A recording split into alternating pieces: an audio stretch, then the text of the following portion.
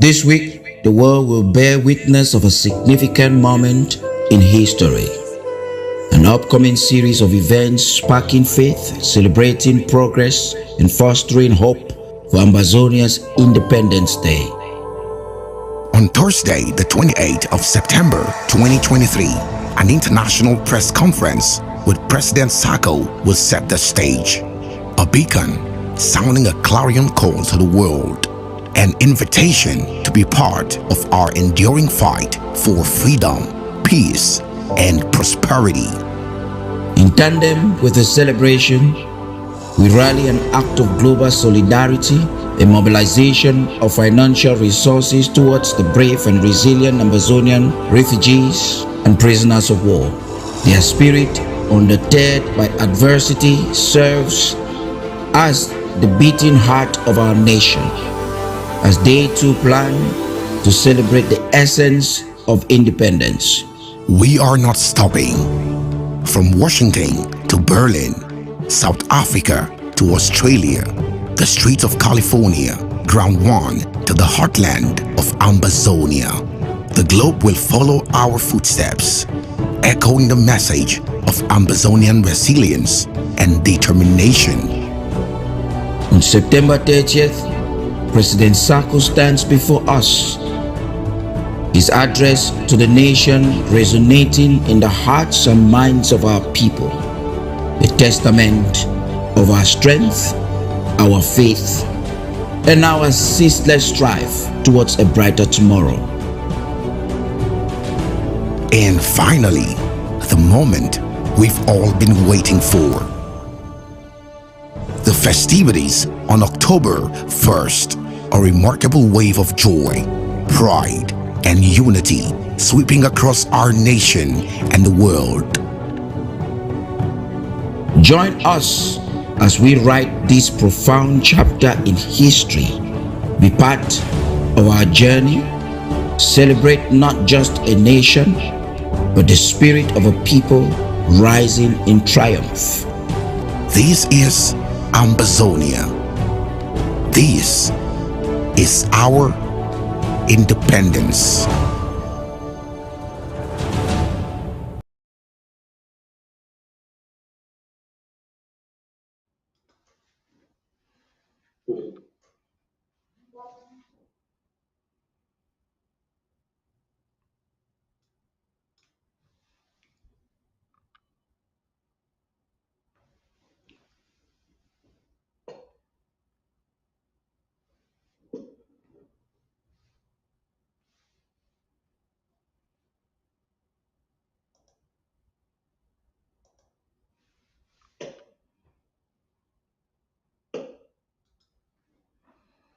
Good morning, ladies and gentlemen of the press. Good morning, Mr. President. All due protocols respected. We'll begin the press conference right away, and the Secretary of State for Communications and IT of the interim government will introduce us into it. Good morning and welcome, Dr. Mogwa. Unmute yourself, please.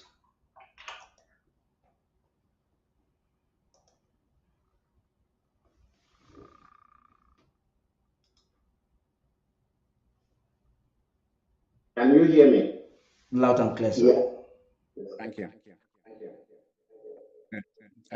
Dr. Samuel Sako, President of the Federal Republic of Ambazonia, Mr. Eric Ate, Vice President, Dr. Winnie Lobati, Speaker of the Interim House of Representatives, all members of the interim government, ladies and gentlemen of the press.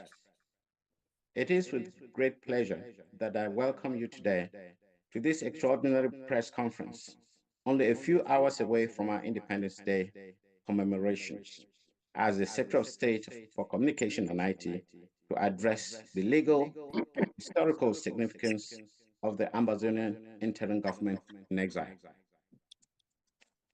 The Amazonian interim government in exile is not merely a symbol of hope for the people of southern Cameroon who are currently enduring the belligerent occupation of French Cameroon. It represents a legal entity with a strong historical foundation and a clear vision for ensuring justice for the people of Ambazonia. The interim government, also known as the IG, serves as a platform to facilitate diplomatic efforts and mediate discussions between the oppressed Ambazonians and the international partners. Today, we seek to assert the importance of the Ambazonian interim government, highlighting its medium of communication and emphasizing its significance in the pursuit of justice.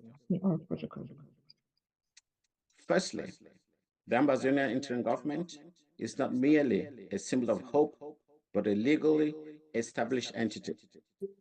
It is grounded in the historical context of the Ambazonian people's struggle for self-determination. The nation, Southern Cameroons, commonly referred to as Ambazonia, has a distinct history and cultural heritage that is separate from La République du Cameroon. With its own unique entity or identity, Ambazonia has long sought autonomy and recognition as a separate entity ratified in international law and UN Resolution 1608, Article 15. The establishment of the interim government provides a legitimate platform for Ambazonians to assert their rights and aspirations. Secondly, the Ambazonian interim government serves as a medium to enhance diplomatic endeavors. Through its official representation, the IG engages in diplomatic relations with global partners to advocate for the rights and interests of the Ambazonian people. By participating in international conferences, forums, and negotiations, the interim government ensures that the grievances and aspirations of Ambazonians are heard and addressed. Lastly, the Ambazonian interim government officiates talks between the oppressed Ambazonians and global partners. It acts as a mediator in negotiations, fostering dialogue and seeking peaceful resolutions to the conflict. By providing a platform for all relevant stakeholders, the interim government enables a robust exchange of ideas and proposals, ensuring that the voices of the oppressed are represented and taken account in decision-making processes. The significance of the Ambazonian interim government cannot be overstated. It represents the hope of the Ambazonian people for justice, freedom, and recognition. By operating as a legitimate legal entity, it asserts the historical and cultural rights of all Ambazonians. Through its diplomatic endeavors, it amplifies the voices of the aggrieved and brings attention to their plight on the global stage. The interim government's commitment, mediating talks, and fostering dialogue exemplifies its dedication to peaceful conflict resolution. Formally established in 2017, the Ambazonian interim government in exile is the product of a long and arduous struggle for self-determination and recognition. The people of Southern Cameroon have endured decades of marginalization, discrimination, and human rights abuses under the oppressive rule of French Cameroon.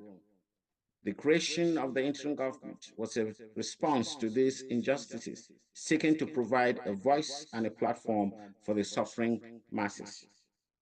It is alarming, however, that the international community seeks to have turned a blind eye to the ongoing genocide, as highlighted by former US Undersecretary for African Affairs on X, formerly referred to as Twitter, on September 23rd, 2023. And with that, I would like you to permit me to quickly examine the West's attitude towards the Ambazonian struggle, a diplomatic examination. The Ambazonian struggle for independence and recognition has been marked by violence, loss of lives, at least 45,000, and human rights violations. However, the Western world's attitude towards this genocide has often been overlooked and neglected. Let me explore the current world order's diplomatic standpoint vis-à-vis the Ambazonian quest for freedom, analyzing the implications of a tweet by Thibault Nag, the former US Undersecretary of State for African Affairs, and shedding light on the need for international attention and action. The tweet by Thibault Nash on September 23, 2023, highlights the lack of discussion surrounding Ambazonian War of Independence at the UN High-Level Week, thus reflecting the prevailing attitude of the West. Nash asserts that the loss of lives and human rights violations in southern Cameroon are equally tragic as those occurring elsewhere. He expresses his frustration by stating there are none so blind as who will say or who will not say. This tweet underscores an unfortunate reality: the Western world's failure to acknowledge and address the significant humanitarian and political crisis. The West's attitude can be largely attributed to two key factors. Firstly, geopolitical interests shape the world order, guiding the allocation of attention, resources, and diplomatic support. Countries that wield economic and strategic importance often receive more significant international focus. Shockingly, southern Cameroon's Ambazonia does not possess significant natural resources or a strategic positioning that will garner substantial Western attention. But an explanation of the disregard for this independent struggle amidst other global crises that dominate diplomatic discussions can only pivot around the interest of the UN Security Council member like France. Secondly, historical ties between the Western powers and the African continent have contributed to the West's biased approach. Former colonial powers such as France and Britain played a significant role in shaping the region through colonization. Consequently, their influence and interest often dictate Western policies towards African countries. In the case of Amazonia, it appears that the West is reluctant to challenge or address the status quo, which favors the territorial integrity of southern Cameroon over the demands for self-determination and recognition. The lack of Western engagement for the Ambazonia struggle has grave consequences, especially on the rich the Gulf of Guinea. The ongoing violence and human rights violations in southern Cameroon have displaced thousands of people and caused immense suffering. Ignoring or marginalizing this conflict perpetuates a cycle of injustice and undermines the principles of human rights and self-determination. It is essential for the international community, including the West, to prioritize accountability, justice, and lasting solutions to address the Ambazonian struggle for independence. The West's attitude towards the Ambazonian struggle for independence has been characterized by negligence and indifference. This diplomatic standpoint, as evidenced by Tibonage Street, reflects the prioritization of geopolitical interests and historical biases over the urgent need for international engagement and action. To address this issue, it is crucial for the Western world to recognize the gravity of the situation in southern Cameroon and prioritize the protection of human rights and the pursuit of peaceful resolution. The Ambazonian people deserve international support in their quest for self-determination and a lasting solution to the political and humanitarian crisis they face. It is only through diplomatic efforts, increased awareness, and sustained advocacy that the world order can begin to rectify its approach to the Ambazonian struggle for independence. Dear esteemed members of the press, we have reached out in earnest to implore you to engage with us in this pace-setting dialogue that can reshape the course of our nation's history. As distinguished members of the press, your role in shaping the narrative around political discourses and international relations is irreplaceable, and we deeply appreciate your commitment to truth, fairness, and transparency.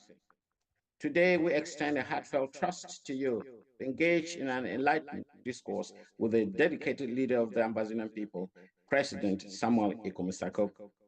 Well respected for his unwavering commitment to peace and prosperity, President Sako is enthusiastically looking forward to engaging in a genuine, open-ended discussion or conversation about the present state and the future of Ambazonia.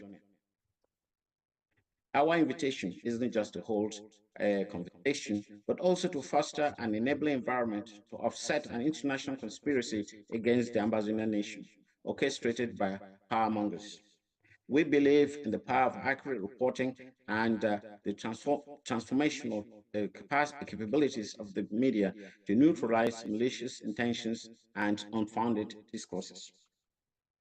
We firmly believe that amongst you lie honest men and women in the press corps who are committed to the truth and dedicated to elucidating industry standards, even in the face of the most challenging narratives. Your unbiased analysis and investigative journalism are crucial in bringing the truth to light and altering the course of our collective history. This is an appeal, not so to your professional obligations, but also to your duty as harbingers of truth, guardians of the public interest, and defenders of democracy. Help us shed light on the realities of Amazonia. Help us counter the actions of those who seek to disrupt our path towards peace, stability, and advancement. I will now call on the President's Executive Assistant, Professor Bridget Thibault, who will briefly present to you the press advisory for today. Thank you for coming. Short live the revolution, long live the Federal Republic of Amazonia. Over to you. Thank you so much, SOS Mungwa. Greetings, everyone.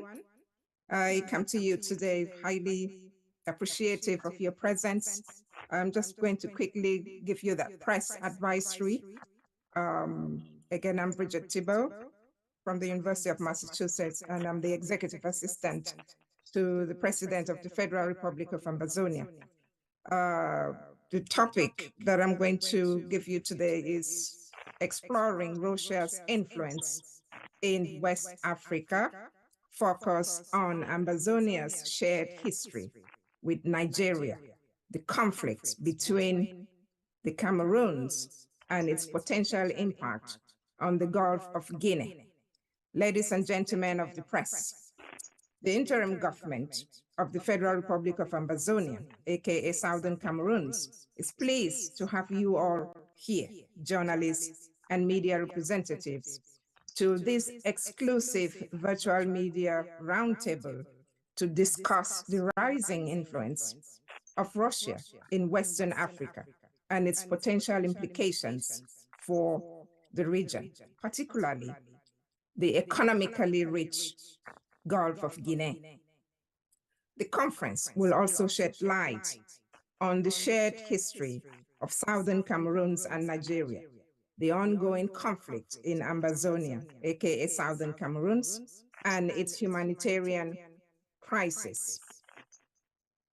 This international virtual press conference is registered as follows. Date, September 28, 2023, time 3 p.m. Amber time, 10 p.m. Southern Africa time, 10 p.m. Eastern American time, and the venue is a Zoom meeting room. In terms of background, I give you the following. While we have, in recent years, seen a couple of activities happening in that sub-region, Russia has been increasingly asserting its influence in Africa, particularly in the aftermath of coups in various Western African countries. Recent incidents in Gabon and Niger have shown signs of Russia benefiting the most from these situations. This trend is reminiscent of previous incidents in the Central African Republic, Mali, Burkina Faso, and Guinea. Of particular interest or concern is the growing influence and alignment between Russia and Cameroon, or La République du Cameroun, in the ongoing Cold War. The conflict in Amazonia. The ongoing conflict in Amazonia, the intertwined issues between the international community, between the Cameroons, between our neighbors, is something that we need to center on. That ongoing conflict in Amazonia, Southern Cameroons, has led to a humanitarian crisis with far-reaching consequences. It is crucial to acknowledge the shared history between Southern Cameroons and Nigeria, as well as the challenges posed by the conflict. This conflict not only affects people in southern Cameroon, but also has potential implications for the stability and economic prosperity of the Gulf of Guinea.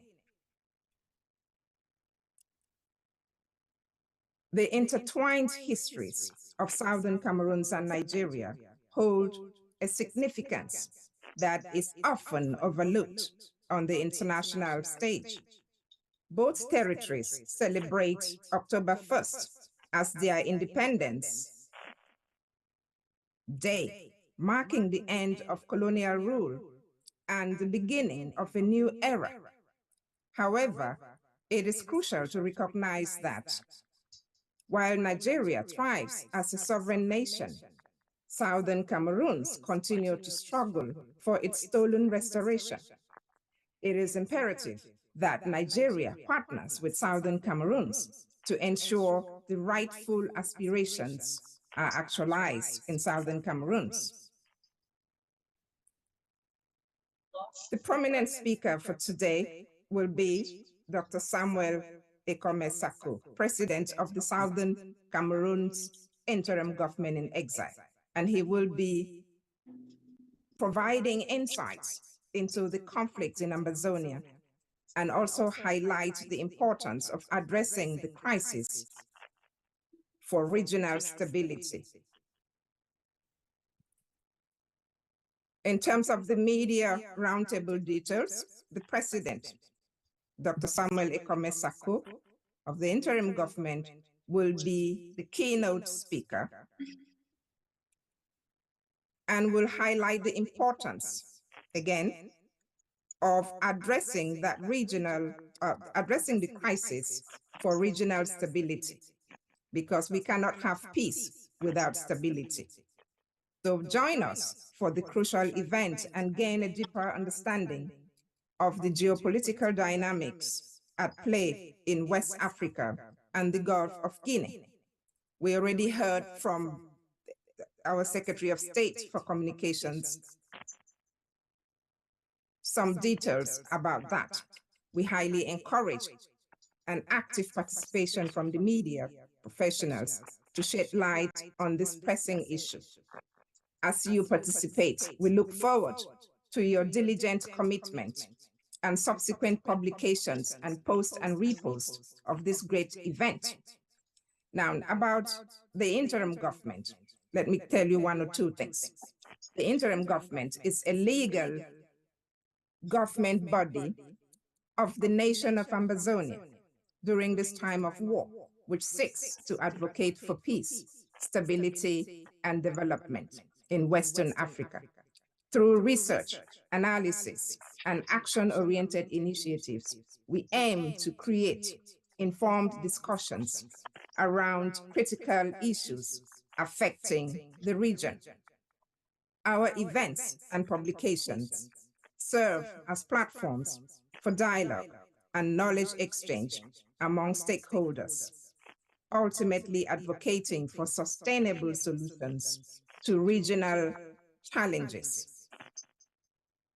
Our government websites are as follows: www.statehouseboya.org, www.ambazonia-government.org, www.ambazoniagenocidellibrary.com, www.abcambatv.com. For media inquiries, please contact Tapadi King, State House Media, ABC Amber News Director at info@abcambertv.com, as well as on WhatsApp number 1305-515-5171. Let me end with two important quotes to remind us why this is very important. The first one is from Martin Luther King Jr., and it goes as follows: "Freedom is never given voluntarily by the oppressor. It must be demanded by the oppressed. Secondly, this last quote is from Modibo Nelson Mandela. It seems all was impossible until it is done. Thank you so much. I give to you the President of the Federal Republic of Ambazonia, His Excellency, Dr. Samuel Ikome Sako, to shed more light. Thank you so much.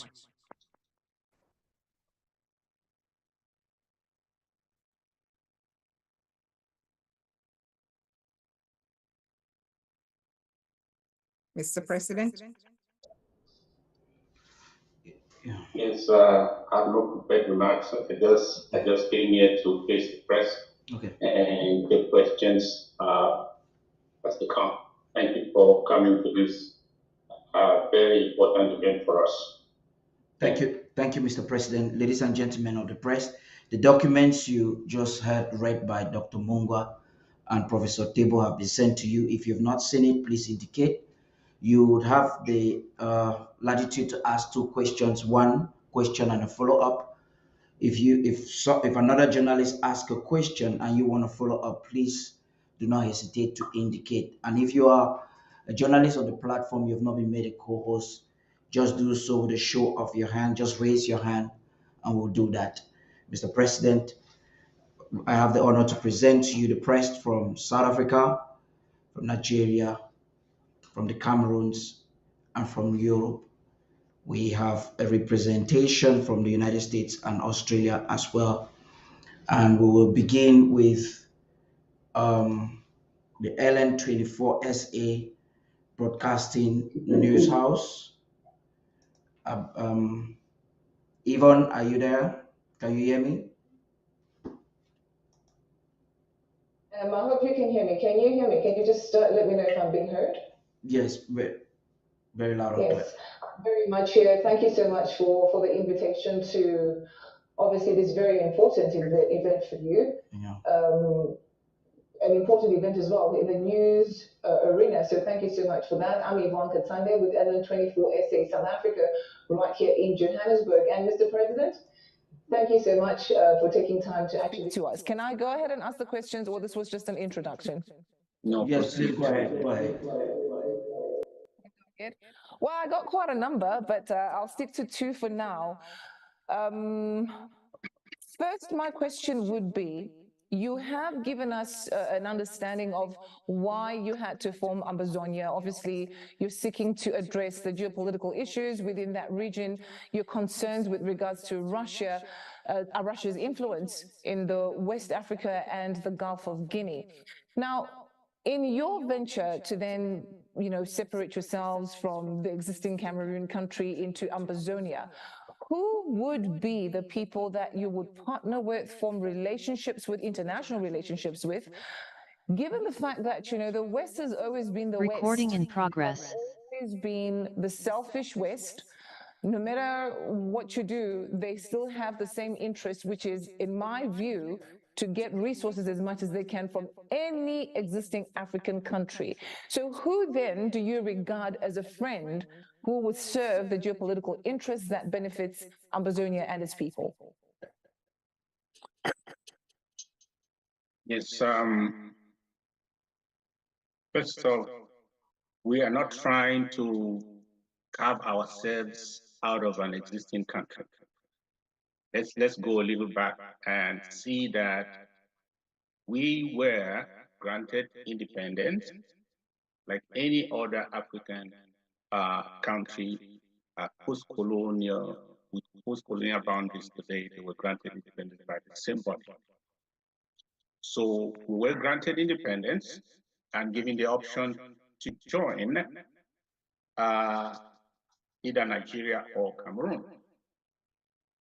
And that was imposed on us because the international body rejected our demand.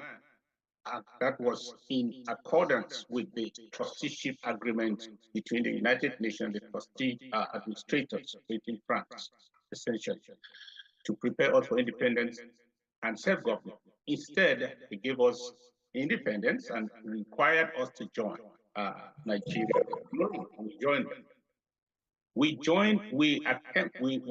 started the process of joining, and the process required that we go through a plebiscite, which was a consultation of our desire either for Nigeria or Cameroon, and the majority voted to join Cameroon.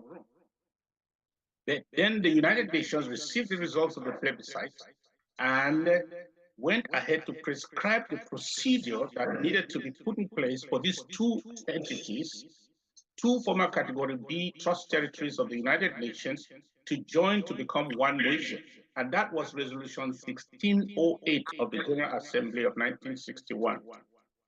Now, Cameroon, not willing to join as was prescribed, decided rather to annex us by refusing to follow the procedures that were laid down. I mean, the processes that were laid down, refused to sign the Treaty of Agreement, a Treaty of Union that's supposed to be signed between two countries that want to dissolve their borders to become one. So we went into this de facto union, and through the use of force, we were kept in place since 1961.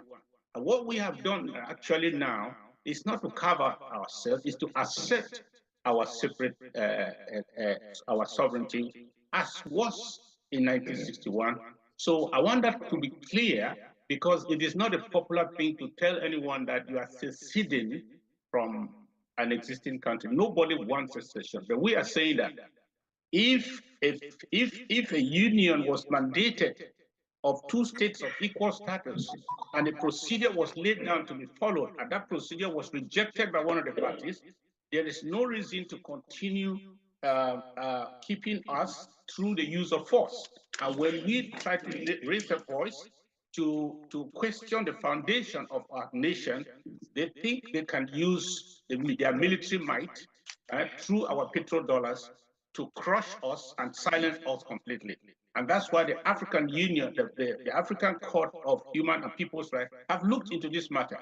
And they have they told Cameroon to apologize to us in 2005 and to sit down with us and discuss about the foundation of this nation, this new entity between the two nations. They failed to do so. They refused to do so. Now, when we talk about friends, all of Africa should be the friends of Amazon if they are on the side of the truth. We need leaders that can look at this, the truth, and say it as it is, who can stand for what is right, not just what agrees with their interests. I think that it is for the interest of the sub-region. It is the interest of the sub-region, especially beginning with our neighbors, to acknowledge the wrongs and our right to self-determination. If the other side has refused to enter into a legal union with us, and instead has proceeded to annihilate us, to wipe us out of the face of the earth, so that they would take over everything that we have and everything that we are. We need leaders who will see that the consequences will not just be Amazonia. This is an existential threat, not just to our people, but even to the people of Cameroon and even the people of the sub-region. That's why I think that we have many friends. The problem is that we have silent ones. And because there are some who are not courageous to speak within the present geopolitical forces that are operating in the area. But I know that we are condemned to fight for what is right and for what is ours. And I believe that there are some who will join us now, and there are some who will join us later. But the truth will, because the truth will ultimately prevail. Okay, thank you, Mr. President. I don't know whether I should allow my other colleagues to speak. I will definitely have a second question for you, or should I go for it now? Go ahead, Eva. Yeah, I Okay. think I have a All right. question, So please. my other concern is Can I that, ask? thank you for clarifying that. My other concern then would become, you speak about how other African Hello? countries are a bit on the quiet side. I've always felt like, you know, that comes as a very hypocritical stance, so to speak. Because if we take a look at the world today, we have a lot of these African countries that still have strong ties with the West. Of course, we're seeing a shift, a realignment of the nations, if I may call it, where now Russia then comes in and China then comes in. But in the speech given earlier, I think by the Minister of Foreign Affairs, one of the things he highlighted was that the concerns of Russia in Africa, like Russia is actually benefiting from maybe the destabilization, if I could call that, the destabilization of what we're seeing in the Anglophone countries, what is happening in parts of Africa. Would you say that's a bad thing, though, that Russia is coming in, moving out what we have seen over the years from the other Western countries and, of course, America, that has left a trail of destruction in many other African countries? Would you say that Russia's influence right now on Africa, we have BRICS going on in Africa right now, we have the Wagner Group in some parts of the Western African countries and in the Gulf of Guinea. Would you say that that's a bad thing, or maybe this is a re-recognition that Africa needed to do to kind of like change their stance and association that they've always had with the West? I think that when China started coming to Africa in the 70s, there was not this alarm that we have now.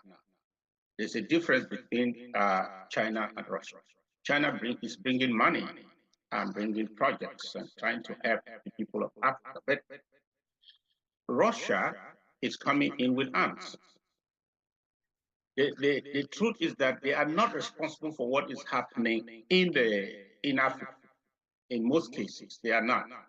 Yeah, it's only that a door is open for them to come in to help, so to speak, to help those countries that are facing security challenges, those countries that are facing instability.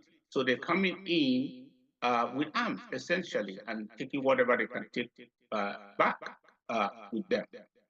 Now, this makes this sub-region a battleground because we are not expecting those traditional allies who have been there for all these years, who consider Africa their backyard, to just pack their things as is expected for them to just go. They will come back in another way to make sure they destabilize this region even more, so that if they cannot get it through peace, they cannot get the resources through peace, they will have to cause a gross instability in the sub-region, so that in that chaos they can still harvest whatever they want, or they can, by fighting back, they can help to push out the Russians by force and put regimes that will be favorable to them. So it's making our region a battleground.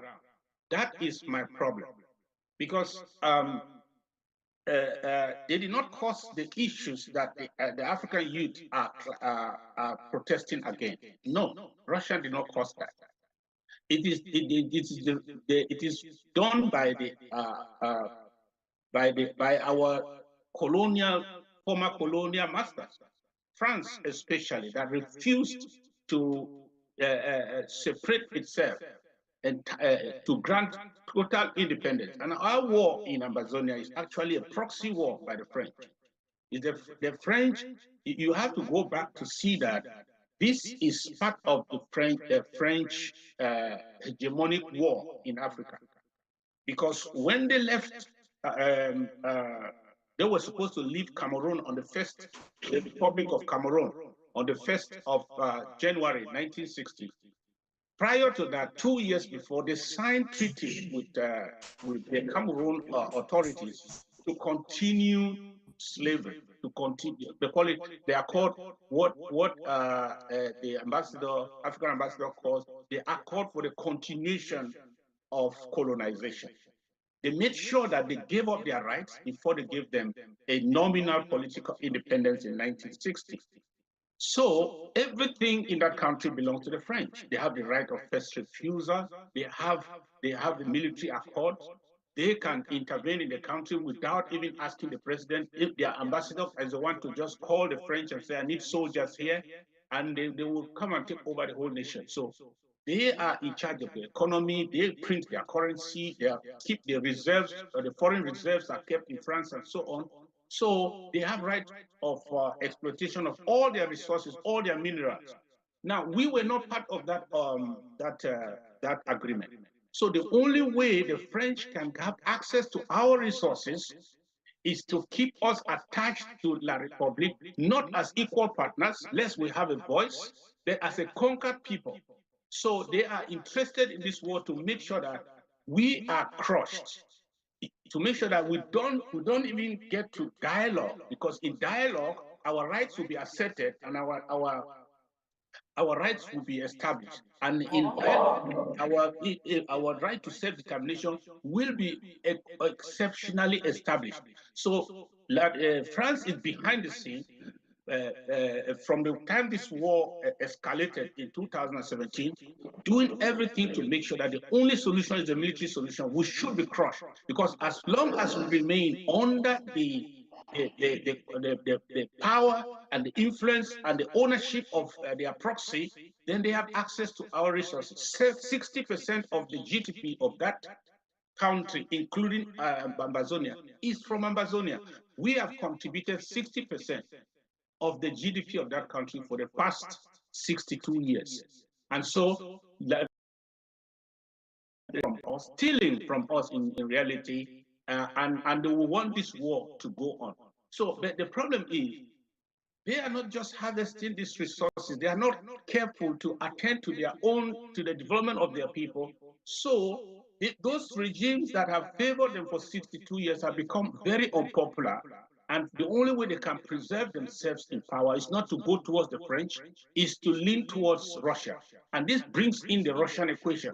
As the Russia comes in, it's making things complicated, because it's making us to be part of this battleground that is emerging look at it, it's emerging in Central Africa and in West Africa.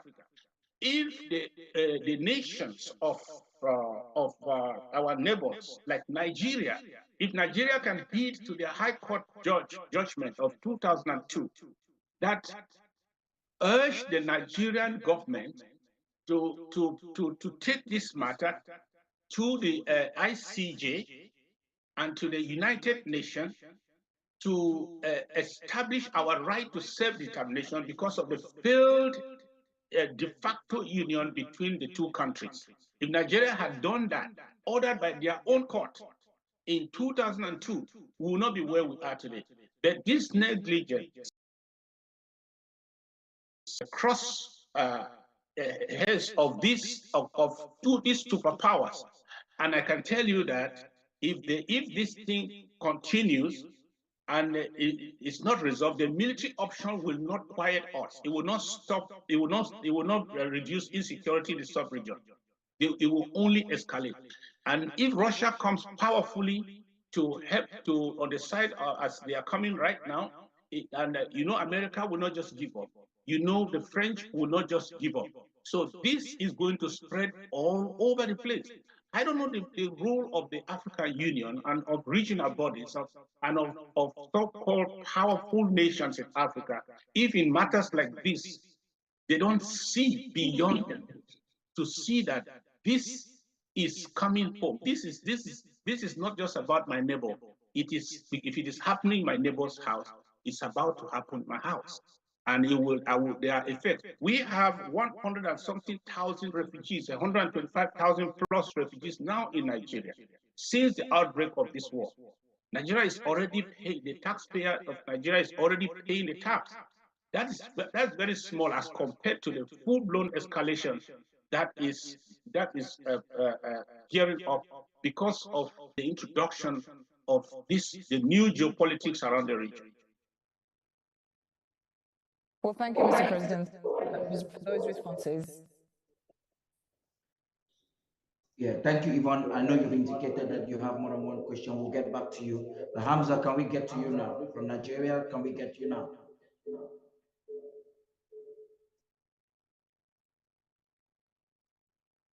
Your all co-host, you can unmute yourself, please. Sorry, are you? Sorry, can you come again? Can you come in with your question now?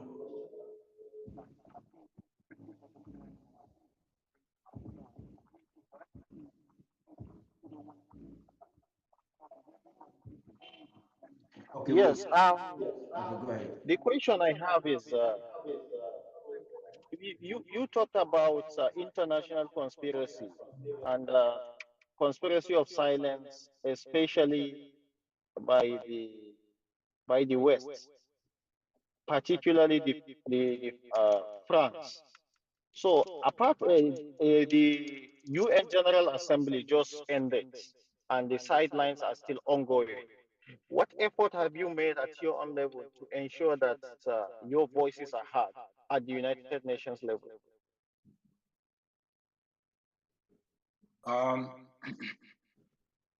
We know that the United Nations is a club of nations.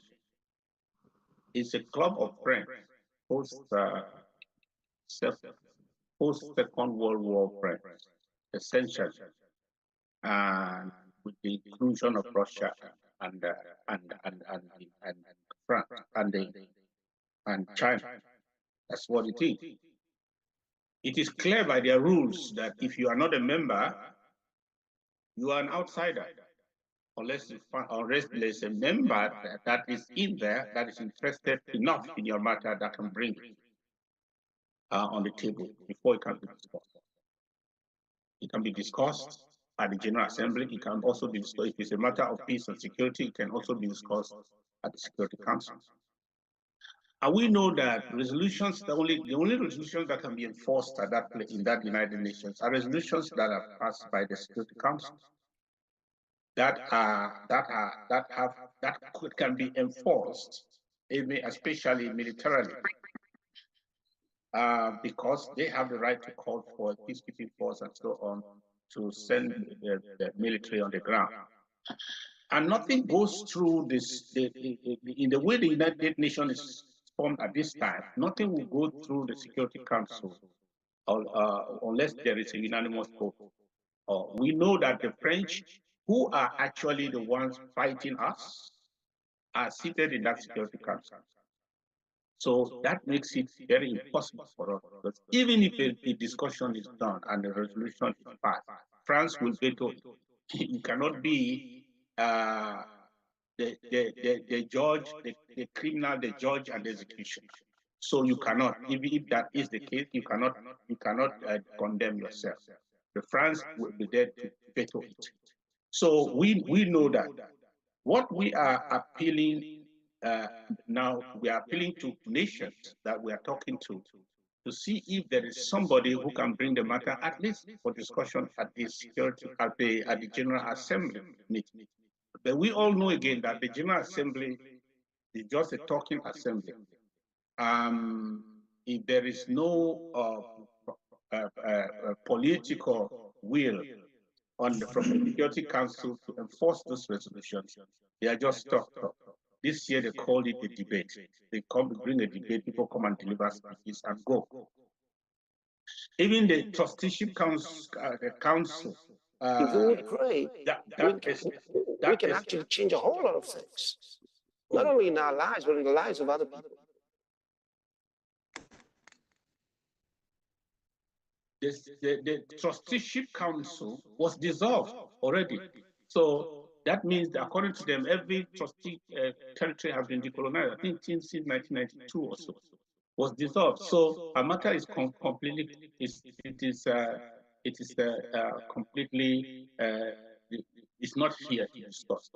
Our approach is to talk to nations, appeal to nations, just like Nigeria, to do the right thing and take our matter to the ICJ that can hear this matter as it involving the two nations, that one is not recognized in that particular club, so that they can speak on our behalf. taking the matter there is not just to forward our application. They have to really take it there. That is how it works. They have to take it there and make sure that it is discussed. So our other approach is to seek for nations that can act unilaterally to help us. People who want to do what is right and who have a conscience to stand by us. And what we want is to take control of our destiny for now and take control of our sovereignty by whatever means we may find that is legal, and then recognition can come anyway, anytime.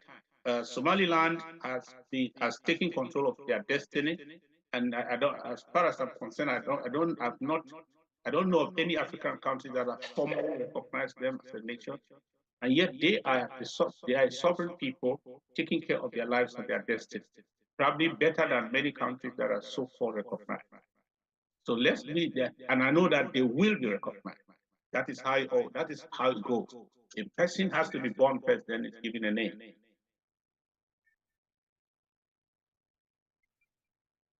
Thank you very much, Mr. President. We're going to move to the Brazilian press before coming to the Cameroons. I understand, Andrew, you're facing some challenges. I'm going to read that question out, but before that, Mr. Commando, do you want to help translate the Brazilian press right now?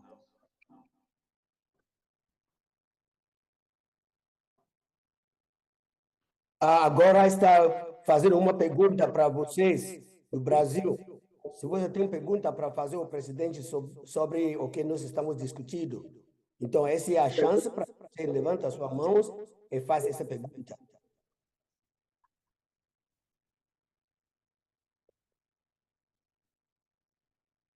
Apresentadora, você está em casa? Reverendo, você está em casa? Ask them to show their hands up and I will have That's what I've just said. Okay.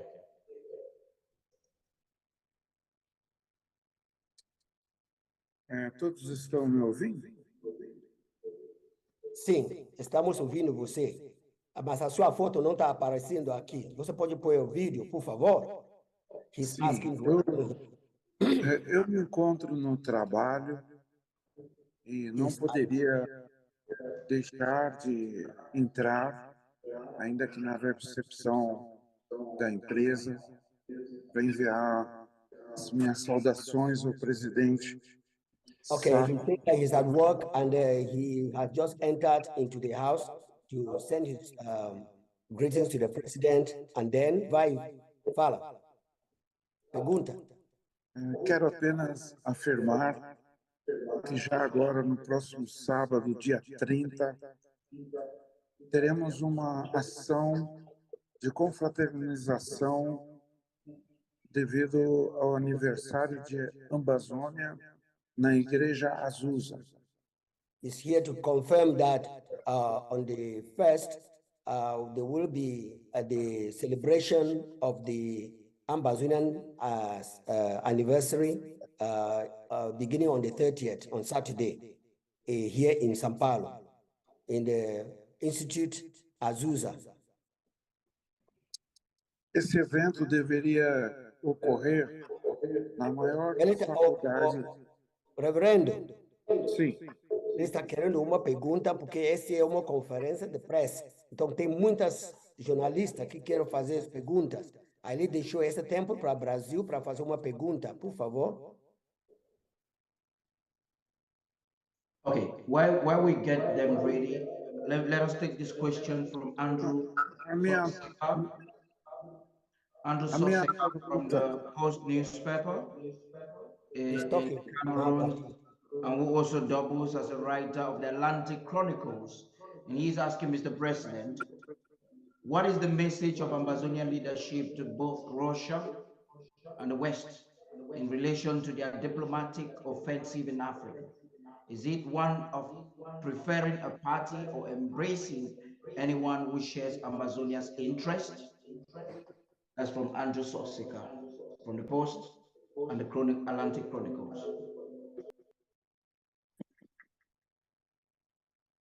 Yes, we know that Africa like Amazonia, we are at a turning point in our history. And we at this time, it must be about our interests. Our interest comes first. Our friends yesterday may not be our friends today. Our enemies yesterday may not be our enemies today. Our friends today are the people who stand by us. I don't care, they can be somebody else's enemy. But for us, as far as this struggle is concerned, the attitude of anyone towards our struggle will determine whether they are friends or foes to us. We are not even mad with the French people. We are mad with the French system that has done everything to keep us as slaves by way of their proxy.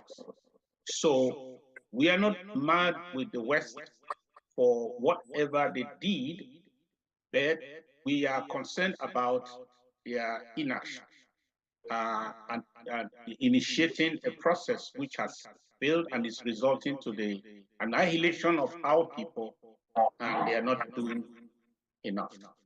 They are not saying stop. This matter started with the United Nations, and if this marriage started from the court and it's not going well, the court has the right to intervene or to look at it. So they are the court that put this marriage together. If it is failing, their refusal or unwillingness to act quickly and do what is right to stop this bloodshed, this genocide that's going on, is a problem. If somebody else is coming to help us, even militarily, to make sure we can defend ourselves, that would be a good idea. But today we have chosen a friend. We have chosen a side because of their attitude towards us in this struggle. And we are here we have benefited from the understanding of the United States concerning our issue. And we think that we should do more. We're expecting more from them because up to now, the only superpower. They can prevail on the French because not the French alone are not the ones, and they alone don't have interest in that sub-region or in Africa. America does. So if the France is going the way they are going, America can tell them, please, this is not good. Just like they have demonstrated in Niger, they have chosen the reasonable path to talk with the so-called junta instead of just abandoning the people of Niger and the wishes and the interests of the people. So whoever aligns his interest with us today in this conflict will be our friend as far as this conflict is concerned. So we seek interests. We seek our interests, but the protection and the survival of the people of Amazonia is paramount to us. That is what we want. Whatever gives us the hope and the support to survive at this time is necessary. When peace returns, we shall talk other things. For this now, what defines our relationship is our interest. We must not be destroyed. We must not be annihilated by in a courtship that failed, that did not even result to a legitimate or legal marriage, and then it's not even we are not even happy in it, and we have decided to reassert our sovereignty, our right to self-determination, and then somebody else is killing us. Whoever will stand behind us, say this should stop, will be our friend, and those are the people we seek at this time. Thank you once again, Mr. President. For me, from the Cameroons, the mic is yours.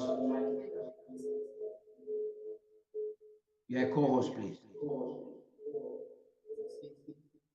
Thank you very much, Paddy. Thank you, President. Good afternoon. You can go ahead with your question, please. Thank you very much. My question has actually been asked by Andrew I had the same worry. I wanted to know the position vis-a-vis the Cold War on the global stage. We are talking about Russia on one side and the United States on the other hand. So I've had the response already because Andrew preceded the question. I think that's the main question I had to ask. Thank you. Thank you. Emeka, the floor is yours.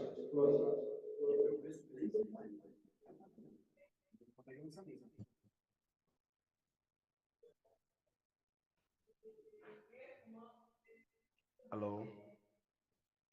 Yes. We move on to Team Fortune. Your co-host, please unmute yourself. Fortune is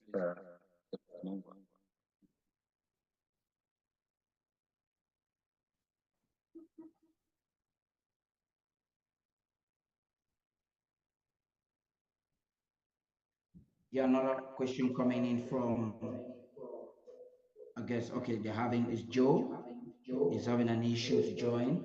So the question is, ahead of this Independence Day, how do you intend to convey the significance of it to the international community? That's Joe, BBC correspondent. Yes, Joe, we started by reaching out to the press, which is going to help us with your microphone to reach out to the world with our message. We are also mobilizing the people on the ground to go out and celebrate on the 30th of September, Saturday, the UN Southern Cameroon's Memorial Day. That is the day that a tragedy took place, must have committed by a member of the United Nations, the Trust Administrator. And then the 1st of September, 1st of October, for all of us, all our forces at home, all and the population to go out there and celebrate the independence that we have. The day we granted independence by joining. That did not take it. The joining failed on from the 30th of September. The joining already was a disaster, because on the 30th of September 1961, a day before the Governor General of representing the Queen will leave the Southern Cameroon, so that we are in charge of our destiny on the 1st of October. The eve of 1st of October that they will leave, they met at the airport in Tico. Who met? Our Premier, Honorable John Bufoncha, the man you can see on my right, and the President of the Republic of Cameroon, Mr. Ahijo, and the Governor General took the Union Jack, which represented the colonial authority. Instead of handing it over to our Premier, our head of government, our head of state, they handed it over to the President of the Republic of Cameroon. And then on the next day, our independence went into effect as was mandated by the United Nations. So actually, what we see now that happened on that day was a continuation of colonization. I would call it a recolonization. So the joining, instead of the joining, were handed over to be recolonized by our fellow Black people under the shadow of the French. We were married to a slave, and so we became one. So we are going to tell the story of what happened on the 30th of September and what exactly happened or did not happen on the 1st of October.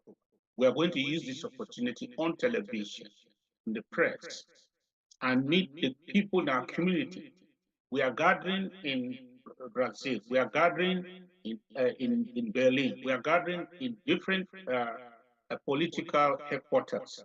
Our people, wherever they are gathering on this day, reaching out to the community and telling them the story of our recolonization, the story of our annexation, and the story of the genocide that is ongoing, and that more than 50,000 of our people have been slaughtered. When this war shall come effectively to an effective end, and the mass graves shall be opened, and the proper census shall be made, we might just be shocked by another Rwanda that is taking place right now, and the media is silent. And even in the neighboring Nigeria, thank you for coming on board to at least help our voices to be heard. I want to tell you that many people don't even know what is going on. They know, especially around the borders of Cross River and Taraba. They will know because of the presence of our refugees, that the political class, the ruling class, the people on the street, beyond the states, don't even know exactly what is going on and why this is happening, why we are having this influx of refugees in Nigeria. So we are hoping that we'll continue to cry out aloud, hoping that you will use your media medium to take our message across until the consciences of those who are supposed to do something strict enough to start doing something. Thank you very much. We're going to the Brazilian press right now. I'm made to understand they're ready. Reverend Commando, do you want to translate to them? Agora está voltando para Brasil. Por favor, você tem pergunta, levanta a sua mão. Apresentadora, Brando, tell them to open their, Paddy, they are not co-host, so they can't open their phones. They're co-host. Reverendo, abre agora. Apresentadora, Kátia.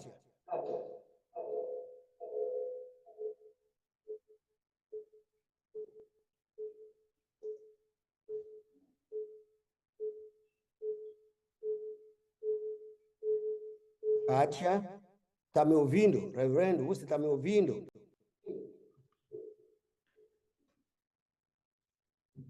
Abre o seu microfone. Você já tem direito para abrir o microfone.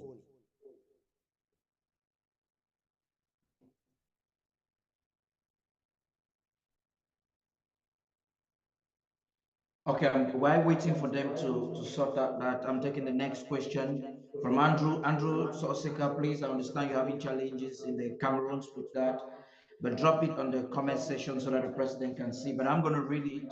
The question goes thus: considering that Nigeria hosts thousands of refugees from southern Cameroons, is the IG and other AMBA leadership working with Nigeria to find a lasting solution?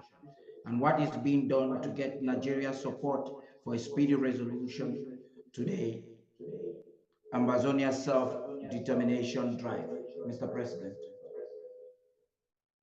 Yes,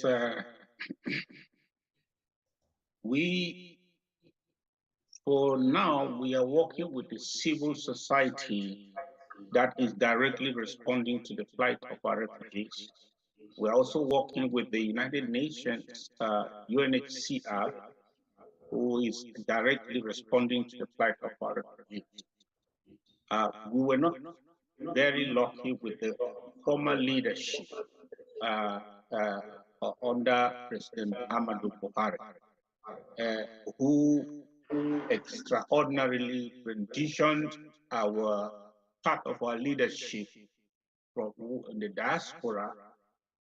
Meeting in Abuja were picked up, and even though there was no extradition treaty between the two countries, they went against their own laws and were auditioned to Cameroon to be judged by a kangaroo court, a military court, and they were sentenced for life. And we took the matter to the court in Nigeria, and we won against the state of Nigeria. And they were ordered by the court to bring these people back and pay them a certain amount of money each of them. So that is according to Nigeria's jurisprudence. That is how the matter has been decided. It's left for the government of Nigeria to obey their own laws and see what to do to work with their counterparts in the Republic of Cameroon and right this wrong. We are going to hope that there is political stability in Nigeria. We are trying to see how this what will happen to the with the electoral disputes that are going on. And then we hope to engage the ruling class and the political class to see what they can do, how that they can even enforce the judgment of the High Court or act in their benevolent capacity to bring this matter up in instances where the justice can be done to apply. And all this killing must stop, so that one day our refugees will leave Nigeria and go back to their country where they were not beggars, they were not hungry, they were not beggars. They should not be reduced to the level where they are now in another man's land, in a burden, another country that has its own problem. So we are hoping that the electoral disputes going on in Nigeria, it will be resolved, because I know that when such electoral disputes are still going on, there is very little. It's just like a lame duck period where people are just doing everything in waiting, trying to know exactly who is ultimately going to be in charge for the next 4 or 5 years.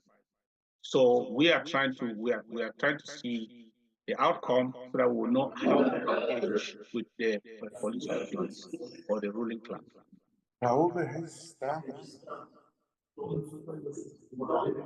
That is good. I saw King Patrick stands up. Please, do you want to ask a question now?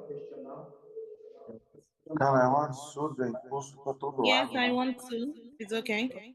Yeah, please go right ahead. Would you mind putting your video? Okay. That's okay. Okay. If you can hear me well. Good day. You can mute the others, please. Somebody should do some work. Okay. Go right ahead, please. Can you hear me? Yes. All right, Mr. President, I work with I've listened to you. You spoke at length. You spoke extensively on the issues on ground and how you intend the media to partner with you and see how this can be resolved. Looking at the issues with Niger and other countries who've had their own instances. And I wanted to ask, aside the October 1st independence celebration, which we're looking at for gatherings to speak on these issues and look at profile solutions and how to bring in the West to get involved, give you find solutions. So what's the body language of Nigeria? I know you mentioned Nigeria and having the boundaries that can also help you, and also the judgment of 2002 that should have also spoken in your favor. What's the body language of Nigeria for your country? Especially now that the Nigerian president is also the chairman of the ECOWAS region, to ensure that all of the issues raised is also going to work in your favor, because you also said you're working with civil society organizations apart from the media to find all of this, to put all of this to the front burner to ensure that solutions are brought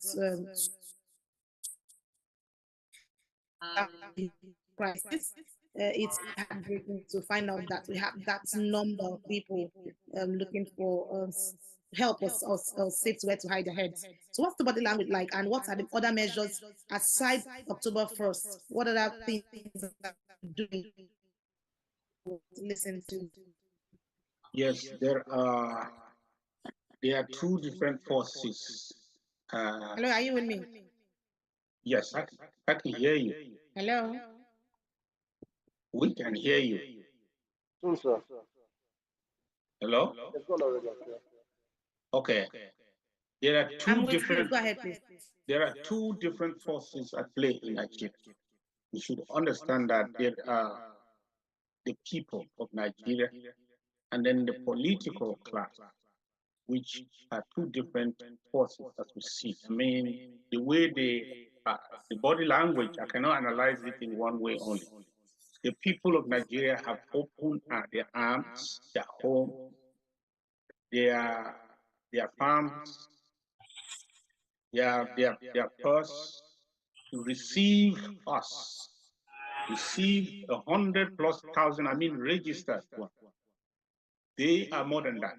When they tell you that 125,000 are registered by the Nigerian Refugee Commission and the United Nations High Commission for Refugees, then you know that that number is almost double, because people, not everyone who walks through the borders and finds themselves in a strange country knows where to go to. So the population has received us. Otherwise, would have been hearing that people are being killed, like it is with xenophobic, with countries with xenophobic tendencies, would have been hearing about people just being killed by the wayside. That has not happened. So we believe that the people of Nigeria, in a brotherhood spirit, have really recording in progress. They really wish that this problem would be solved quickly and amicably, and we are treated as brothers that we were since even in the colonial era. But the political class is subject to many influences.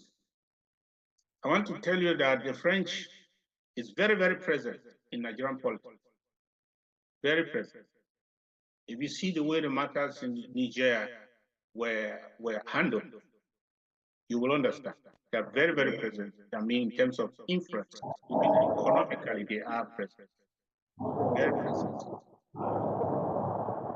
And so, there's this noise. Let somebody help us.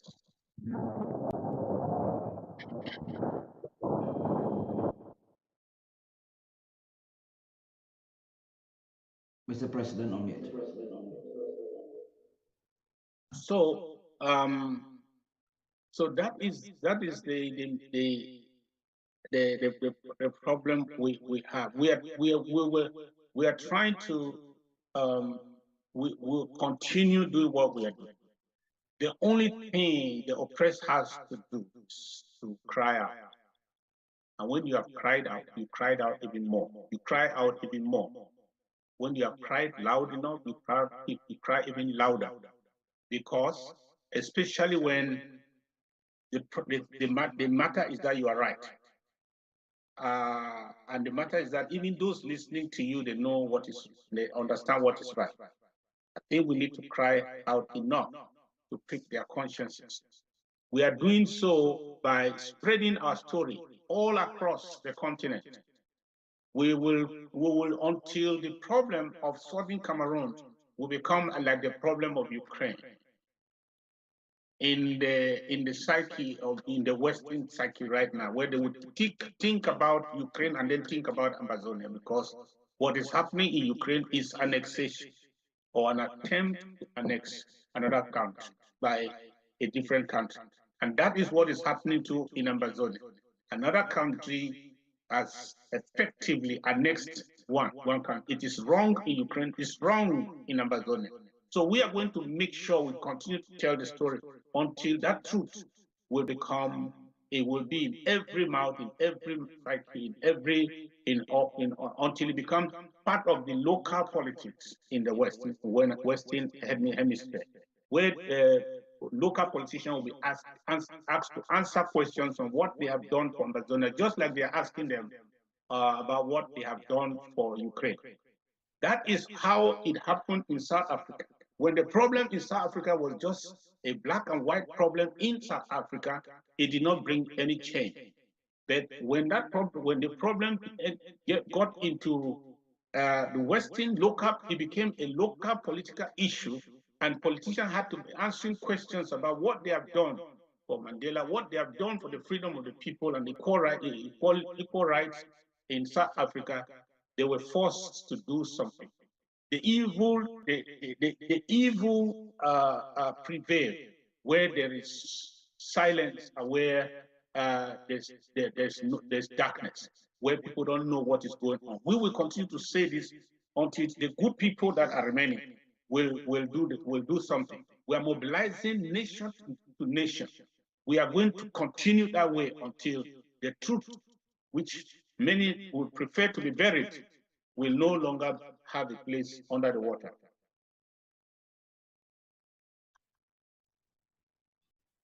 For me, I understand you have a question. Do you want to go ahead? You're a co-host, please.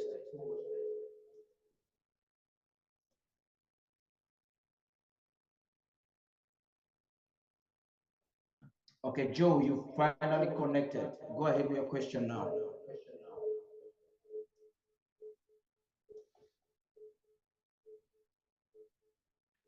Okay, the question for me, Mr. President, about the lockdowns in the home front and strategy behind it. Isn't there another method to lessen the burden of the people at the home front, Mr. President? For me, from the Cameroons.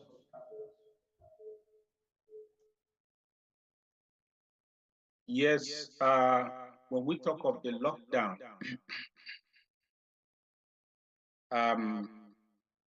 for the ghost town, which is our signature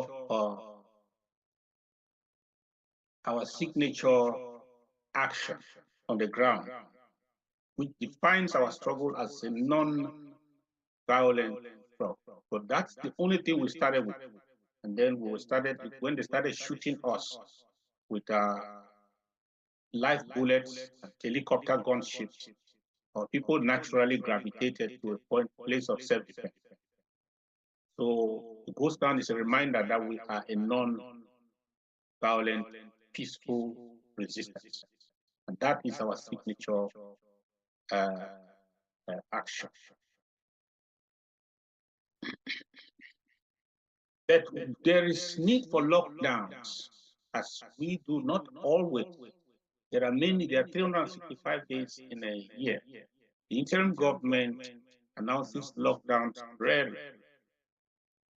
And in terms, you can check that on a month-to-month basis when that is done. And when we do that, we give ample time for the people to prepare. Because here's the thing,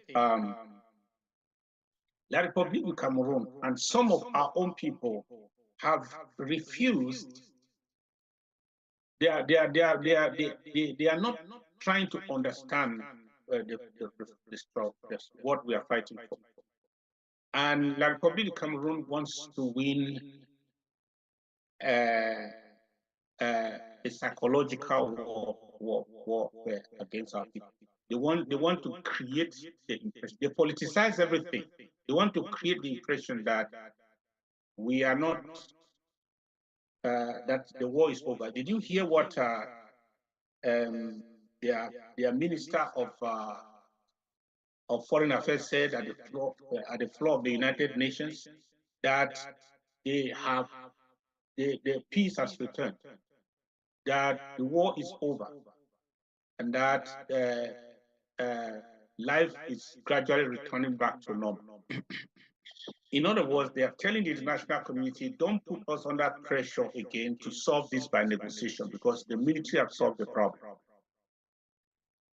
Now that is their thinking. That is what leads them to use the population, a few people they can pay and buy and instrumentalize. They can use them to politicize everything. For example, if children want to go to school, we have said that the children should go to school, should be allowed to go to school if the parents think that the security around that area permits. First of all, for the teachers and the proprietors for schools to be open can go to school. But what is politics? When we say that, the interim government, we have depoliticized the issue of school. But look at what they do. They come and they make elaborate campaign and wear CPDM uniform, carry the Cameroon flag, and they bring all kinds of big politicians to come and organize campaigns for school return. When did they do that? Where else do they do that? Where else do they do so? In Garoua, in Marwa, in Bora, in Samelema. Where do they do that? They come and do that in Amazonia for political goal. And when you make something political, you have a political response. Yes, if we have said that we have not politicized this issue again, if the parents see it's a security matter and it's a safety matter, if the parents see that there's safety and security around and they decided to open their school, we will not go after them. But when politicians come and politicize the issue and carry the Cameroon flag, provoking everywhere and trying to make, add something to their narrative that things have returned to normal, because that's all they are trying to do. They zero down on the military option and then lie that the situation has returned to normal, so that something that would have been a non-event, they want to make it an issue and carry the videos and go and show the United Nations and show some other people that truly, don't you see, things have returned to normal. Then they have provoked that situation. We only react to La Republic. Whether it is in defense, we react to them, but in self-defense. When they provoke our people, our people have been provoked enough to respond. That is it. But when we are acting on our own, we act for what we think is right. They will not allow La Republic to define a narrative, promote a narrative, and take advantage of our civility and tell a lie to the international community that will cause this war to be prolonged for years upon years. Because if they lie that the situation has returned to normal, if the world will believe it, then there will be no need for any action towards peace and justice. There will be no need for any action, for any interference or fact-finding mission. The situation has returned to normal. That's what they are desperate to create. We will not allow the world to believe a lie.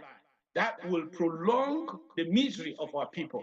So we have to react in that way and tell them, no, they were playing a political game, and that's what we did for the 2 weeks lockdown. We know it's painful, but let me tell the people of Amazonia this, that whatever pain we are going through today cannot be compared with the pain of continuing as a colonized people, especially if this war effort of La Republique in Cameroon prevails. They will finally just wipe us out. If we think there's genocide now, the post-war genocide that will take place, we will never, even Rwanda will not be compared. Whatever pain we are going through at this time is what America went through. It's what every other African, Ethiopians went through. Every other African country, the blacks in South Africa went through. Whatever pain we are going through is worth the price of victory. That is what will be. That's the only hope the people of Amazonia have, with a co-partner who is treating us as less than animals, who is killing us without provocation, who enters from house to house and fetch out our young people of any age, just take them to the bushes and slaughter them, burn 500 of our villages into ashes, villages, such that even the people want to go back. Many of those refugees in Nigeria, they will not even know where to, the road to their village, because it's now a forest. The whole village was burned down. If this kind of people, for any reason, we have to coexist with them, because they conquered us in the war, we will be left than pigs in their hands. So I'm begging the people of Ambassador to know that whatever the pain, we allow them, because before we even think about it, we think about them. We consider them. But we say that if we don't do this, the pain that is ahead is greater than the one we must suffer today. That is all I want to tell my brothers, my sisters, my children in Ambazonia.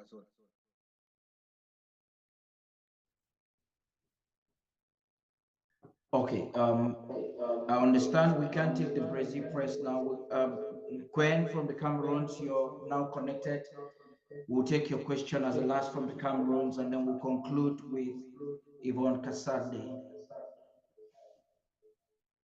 Gwen, can you ask your question now?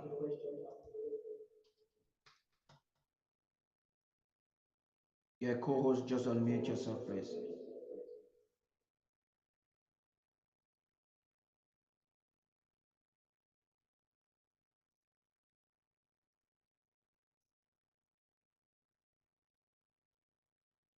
Okay, I guess he's facing some challenges. Yvonne, do you want to take on now?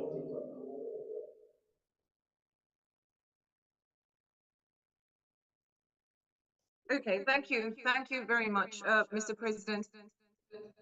I've actually just been following through all the things that you've been saying. And it seems like you really have got a fight there, you know, fighting for the people of Ambazonia and, you know, the freedom, the rights, and for the peace, the sovereignty of Ambazonia. Now, you spoke about the United Nations. You said you were working with the United Nations. And obviously, you gave us also a history of how Ambazonia came about. So, would you, I've got two questions in one actually. Number one, would you consider being a part of BRICS? Would you consider being a part of ECOWAS? And has the United Nations actually also accepted you into the General Assembly as a sovereign nation that will, you know, come and present its own concerns?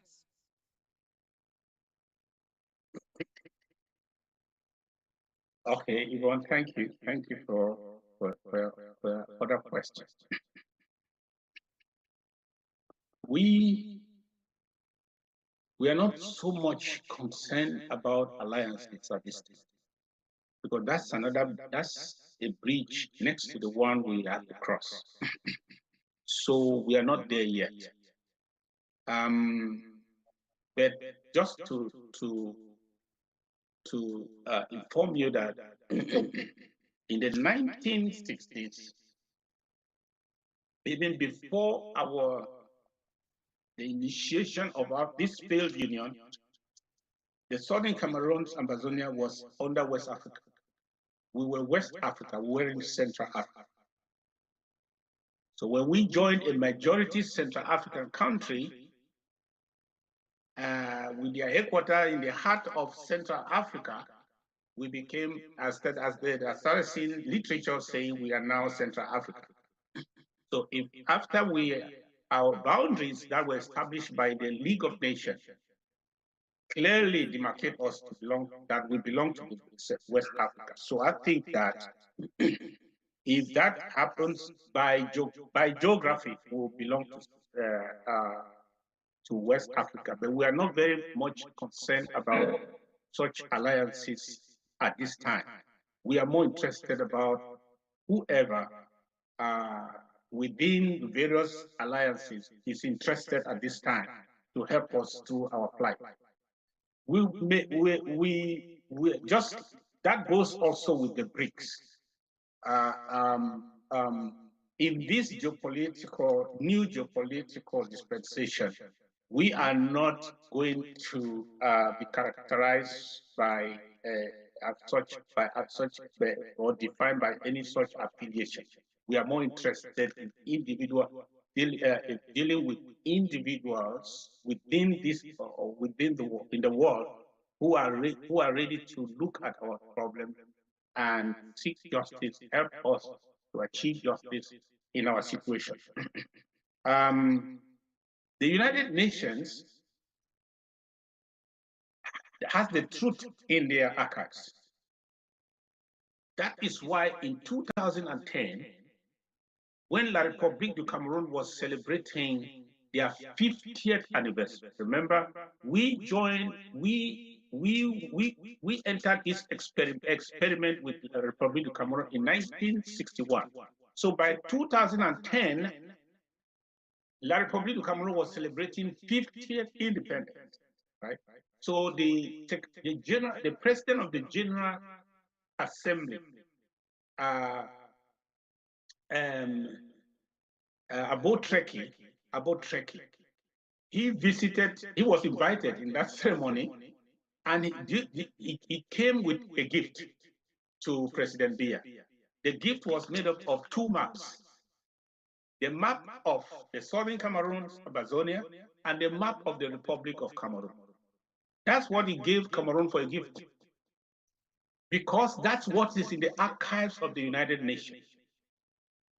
There is nothing, the map of Cameroon as you see it does not exist like that in the United Nations. Because before two separate countries with separately demarcated boundaries, before they can dissolve their boundaries into one, there must be a treaty of union and a new structure put in place, and the copies delivered to the United Nations. That was not done, because while we're contemplating a fair union of two gentlemen to come together, they were contemplating annexation and recolonization. They refused to sign it, so our borders remain the same. So in the United Nations, their archives are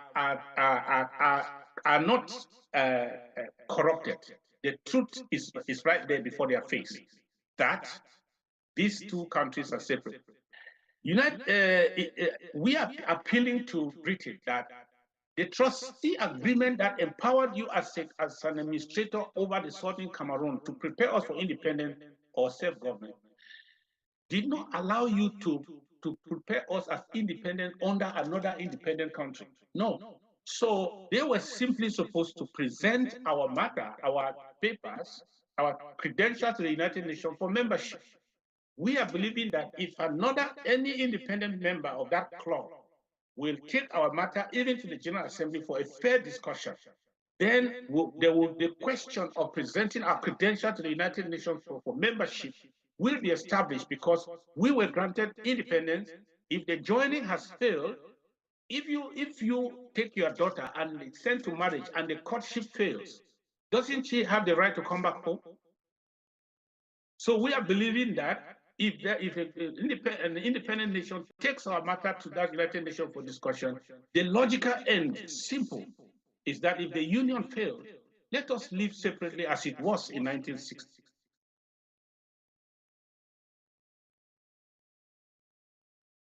Very much. You will conclude with the last question, and Mr. President, you give your final statements, and that will be it for the press conference. Thank you.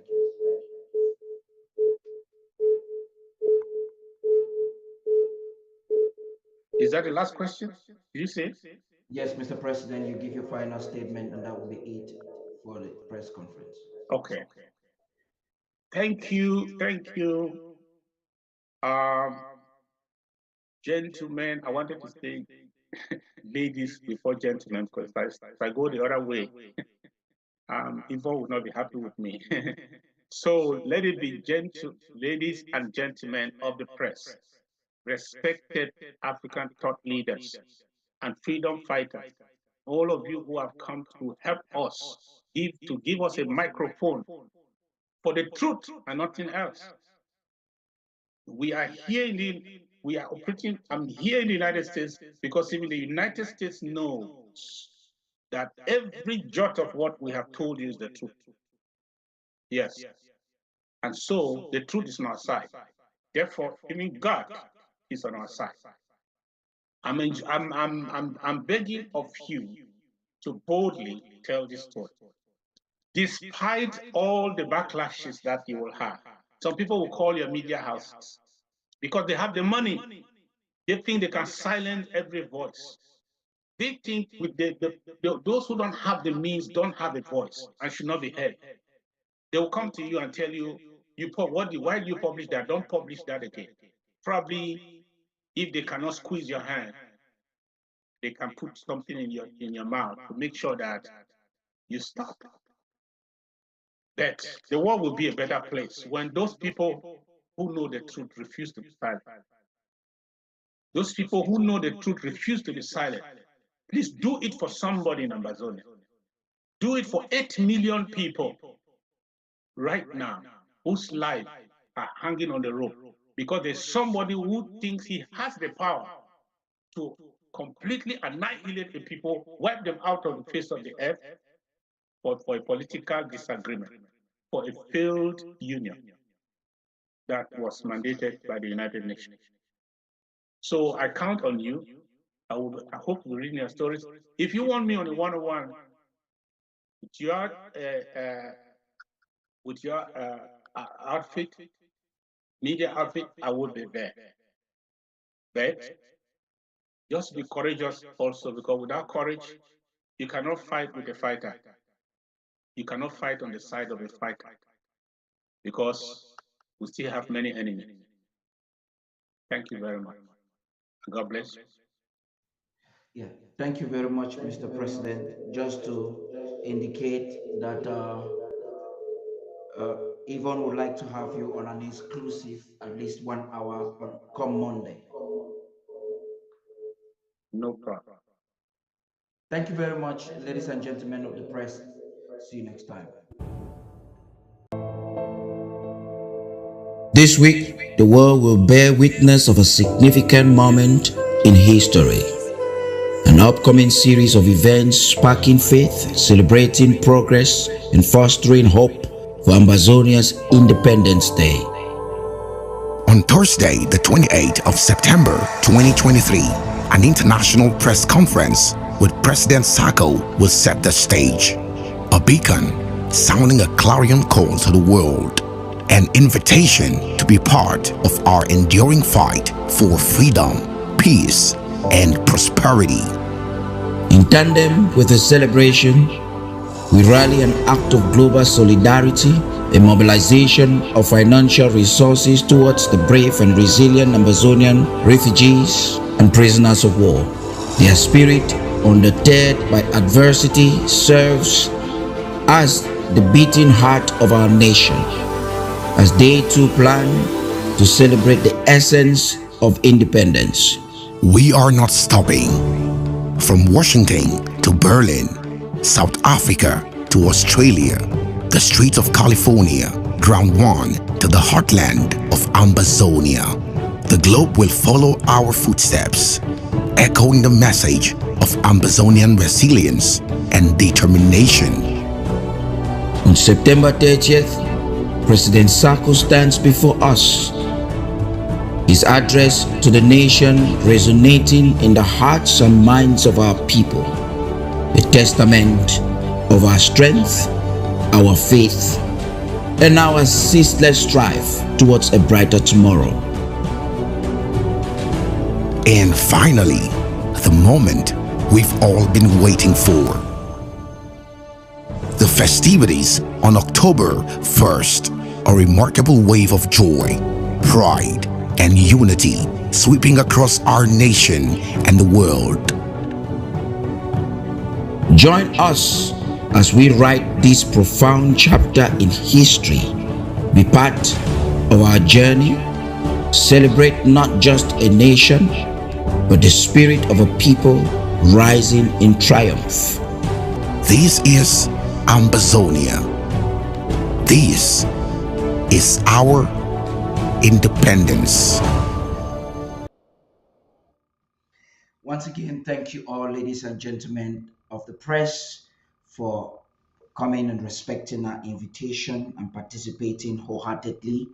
Like the president has requested, we look forward to your publications and we will give to you further announcements as the days unfold.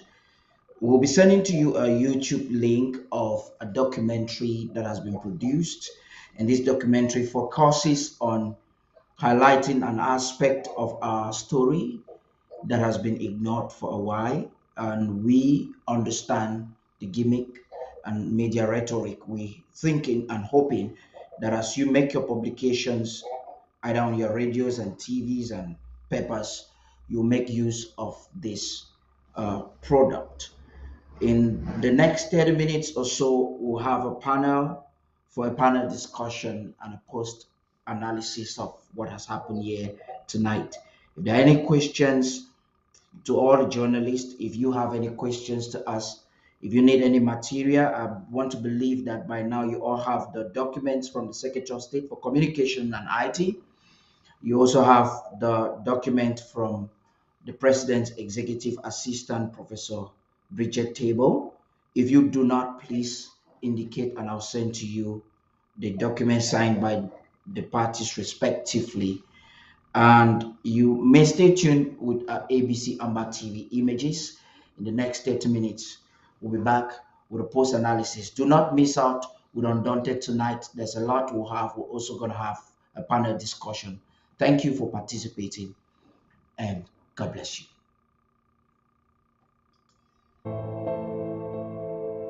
This week, the world will bear witness of a significant moment in history. An upcoming series of events sparking faith, celebrating progress, and fostering hope for Ambazonia's Independence Day. On Thursday, the 28th of September 2023, an international press conference with President Sako will set the stage. A beacon sounding a clarion call to the world, an invitation to be part of our enduring fight for freedom, peace, and prosperity. In tandem with the celebration, we rally an act of global solidarity, a mobilization of financial resources towards the brave and resilient Ambazonian refugees and prisoners of war. Their spirit, undeterred by adversity, serves as the beating heart of our nation, as they too plan to celebrate the essence of independence. We are not stopping. From Washington to Berlin, South Africa to Australia, the streets of California, Ground One to the heartland of Ambazonia, the globe will follow our footsteps, echoing the message of Ambazonian resilience and determination. On September 30th, President Sako stands before us, his address to the nation resonating in the hearts and minds of our people, a testament of our strength, our faith, and our ceaseless strive towards a brighter tomorrow. And finally, the moment we've all been waiting for. The festivities on October 1st, a remarkable wave of joy, pride, and unity sweeping across our nation and the world. Join us as we write this profound chapter in history. Be part of our journey. Celebrate not just a nation, but the spirit of a people rising in triumph. This is Ambazonia. This is our independence.